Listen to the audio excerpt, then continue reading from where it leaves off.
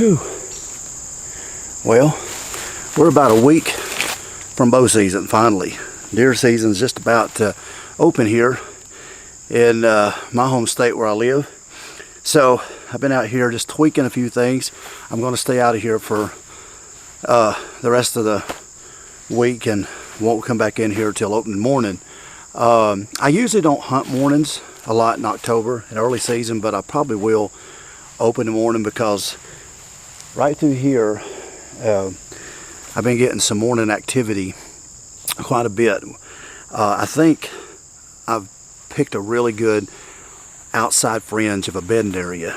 I'm gonna have to be careful, make sure the wind's right, of course, but I've not been getting any pictures of deer on my trail cam at night. It's all been during the day. It's, you know, it's anywhere from 7 o'clock, 10 o'clock, even 1 o'clock in the middle of the day when it's 80 degrees, but a lot through the morning and mid-morning.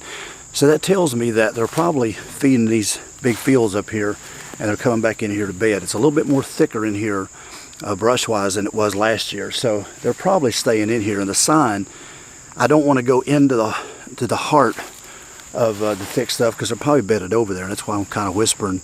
I hope the camera can pick me up. I'm kind of talking a little bit low because I don't want to, you know, I don't want to be detected. And but I'm guessing that they're in here bedded right now, you know, like right over here and all this thick stuff. But I'm hunting the outside perimeter of it, just around the outside edges. Now I could hang a tree stand in here, and I might later, I don't know. But right now I'm just going to hunt on the ground in my Tidewee ground blind. For two reasons. One, I feel like I can a little bit more control coming in here and slipping in the wind if I'm just kind of on the ground, especially in the evening. I just feel like I'm a little bit more apt to be mobile, whereas if I'm stuck up in a tree, I'll pretty much stay there. Whereas if the wind is not correct, or if I'm getting there and the wind shifts, I can bail out of this blind and go over to the other one, or go sit in another place so my wind don't go in here to where I think the deer are coming from. So I feel like I'm just, you know, going to stay while the foliage is on and while it's kind of thick cover. I'm just going to stay on the ground for probably the first few days of bow season, and then probably middle of the month I may throw a tree stand up in one of them trees right back in here. Something else I do is now my blind's sitting right there, and if you can see, I purposely leave the windows down, you know, not on all sides, but right here on this side and on the other side, I've leave the windows down. The reason I do that is because I want the deers to get used to seeing that. You know, if the windows are up and it's all camouflaged, you know, and all that, then when you come in here and hunt and the windows are down, they could you know, notice something up there or whatever. So I want them to get used to seeing that right there. So that's kind of why that I leave the windows down, and I think that probably you should do that, you know, purposely leave at least 1 or 2 windows down, just to get them used to that sight, and then that way they may not be too freaked out when they come through here. Now they're coming right here. I mean, it's going to be a close shot. It's going to be a close shot. I mean, it's going to be like with under 15 yards because all the deers are coming down this main run right here. And the bucks, I've got 2 bucks that's going to be coming through here pretty regular, and they're actually coming from this way. They're not coming down this run. The does and the fawns, they're coming down this way, which is typical for, you know, does and fawns and yearling bucks. But I've actually got a couple of bucks that's actually coming down by the blind, just about, you know, 8-10 yards on the other side of that blind, and they're coming down this way and cutting down. So I went up there and looked, and there's just a little bitty trail going through there, not very big, but it's, you know, a faint trail, and that's where the bucks are coming from. That's what you know, you've heard me talk about that, and you've heard other people talk about that over the years, but it's true.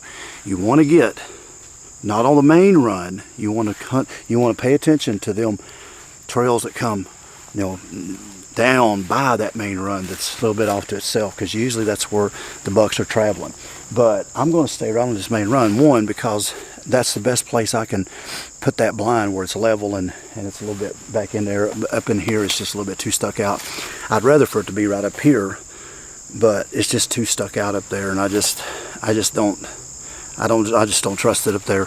So I'm just going to put it here in that main run, you know, right down through there, and then just kind of watch right here, Just kind of watch right up through here, and it should give me about an 8, 10, 12, 14 yard shot if they come down that way.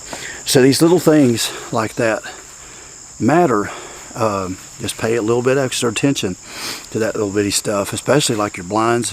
Keep the windows down. Let them get used to seeing that blind like that, because you know what they're used to every day, that they're going to be out here this week and during the season.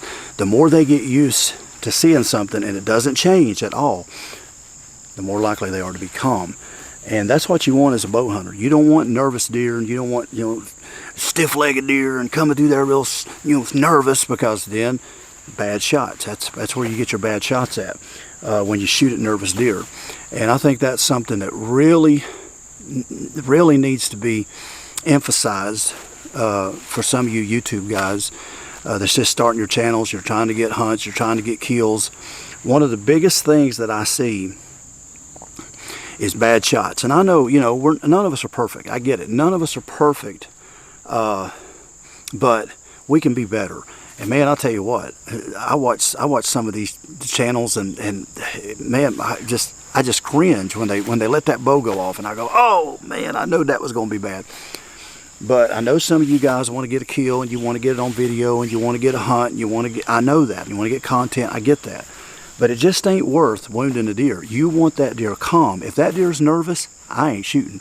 If that deer's stiff-legged and stomping at me and looking up there, you know, I ain't shooting. I don't care, because when that bow goes off, I don't care how fast your bow's going to be, you know, they're just going to react. And that's the difference in a lung shot or a liver shot or a back lung shot, a gut shot, or a hip shot, or just anything like that. And that's where you got problems, because you shot too quick. So if you can just in advance get them deers to where they're not so nervous, and just let them come through there and be natural, you're going to get a lot better bow shots. And your accuracy is going to improve so much more. It just takes patience, and it takes a little preparation. Something else I'll do when I come in here on opening morning, I'm going to, you know, have me a rag, you know, tie me a rag on the back of my boot, and I'll put me a drag rag, and I'll drag it to my blind here. And once I get here, drag it to the blind, I'll take other rags that I've already cut out in preparation in a plastic bag, Ziploc bag, and I'll take that Scrapejuice, and I'll take that Bowhunter Scrapejuice, and I'll soak them rags, and I'll put one over here to the right of the blind. I'll put one over there to the left. I'll put one down here, and that way I've got all sides covered with deer scent, interdigital gland. Yeah, that's what they track. That's what deer track each other with. And I'll spray it down, and I'll have me a scent shield out here just in case the wind does shift. Because you know, you're down these hills and hollers and low gaps and stuff like that. You may have a predominant wind that may be blowing this way, but sometimes it kicks, you know, and sometimes when it kicks and they're closing, that's all it takes sometimes for, you know, blow your hunt. But if you got that scent shield out there where you got that deer lure smell going out through there, you know, it ain't gonna protect you 100%, but it does help. And I've seen times when the deers have come in totally the wrong direction, right where my wind was blowing, and they just come right on in. Maybe, you know, a little bit cautious, but they calm down and come right on in. Right when I was checking the puffer a few minutes ago, the wind was blowing right that way. But it's because you've got that scent shield out there. So, you know, these little preparations like that right before opening day is going to help you. Put you some deer scent out. Scrapejuice is really some great stuff, so check it out. And I'll put in the link of this video, and check that stuff out, because that's really, really awesome stuff. Put that Scrapejuice out, and then come in, you know, the right way. Don't come in the bedding area. Don't come in the right way, even if it's the longer way. Come in the right way, and I can come right down through here and go right through the back door of this blind, and undetected. Put your scent out, and you know, have them, you know, have that blind looking the same, you know, like it is every day out here. Them little bitty things will help you when it comes the first day you walk in there. So I'm excited about it. I really am. I've been seeing more deer this year here at this spot than I did last year. already. So they're in here. And I've been looking through here. I haven't been down through there too much, but I've just been looking. Man, you can see the sign, the droppings, and they're here. And I know they're here because I've been seeing them on camera. But I actually see a rub. I see a rub right down there. It looks like a decent little rub right down through there. I seen that just a few minutes ago. And then there's another one right up on the side of that hill. I see a little bit. So the bucks are in here. You know, we just got to sit in here and be patient and see what happens. So anyways, another season starts, and I'm excited about it. So